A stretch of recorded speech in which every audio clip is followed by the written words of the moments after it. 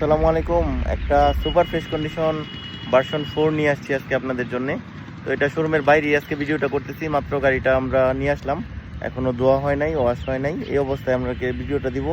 আর ঈদের আগে যারা একটা ফ্রেশ কন্ডিশন R15 ভার্সন 4 খুঁজতেছেন, ওদের জন্য এই বাইকটা হবে একটা বেস্ট বাইক। আর এটার প্রাইসও থাকবে ইনশাল্লাহ ইন্ডিয়ানের দামে। আপনারা একটা ইন্ডিয়ান ভার্সন 4 যে দামে পাবেন, এই গাড়িটা আমরা সেই দামে ইনশাল্লাহ আপনাদেরকে দিব। তো এই গাড়িটা আমি বিস্তারিত ভিডিওতে পুরো গাড়িটা দেখাই, দেখার পর আপনাদেরকে প্রাইসটা সম্বন্ধে একটু বলি। যে বাইকটা সম্বন্ধে বলতেছিলাম এতক্ষণ, এই হলো সেই বাইকটি।